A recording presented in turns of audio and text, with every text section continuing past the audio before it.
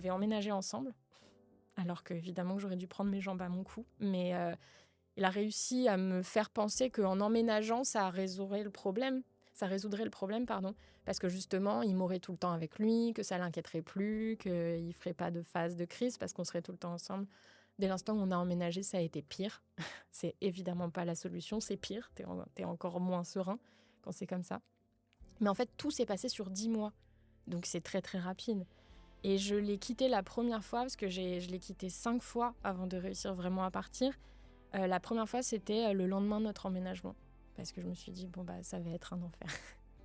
La veille du déménagement, on s'est retrouvés à appeler les urgences parce qu'il a cassé une vitre à main nue, qu'il avait du verre plein les mains. Enfin, bon, bref, ce genre de choses. Et si j'ai réussi à faire en sorte que ça ne dure que 10 mois, bah, sincèrement, je pense que c'est grâce à ma casquette de journaliste spécialiste de ces sujets-là. Parce que ce qui est quand même complètement délirant, et ça c'est très important pour moi de faire passer ces messages, c'est qu'à ce moment-là, je suis déjà qui tu es en face de toi. Hein. Je suis déjà féministe. Enfin, c'était il y a 3 ans. Hein. Je n'ai pas changé radicalement. Je mène en parallèle une enquête sur les violences chez les jeunes, sur le harcèlement. Je fais des articles sur les violences sexuelles, sur l'emprise. J'ai une double vie, en fait.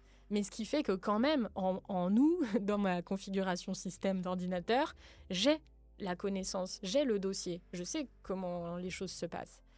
Et donc, ce qui a été très bizarre, c'est que plein de fois, sur ces 10 mois, c'est très émouvant pour moi de le raconter, mais je me brosse les dents, je suis devant mon miroir, et je sais ce que je suis en train de vivre. Je le sais. Et je me regarde et je dis, on sait. On va s'en charger.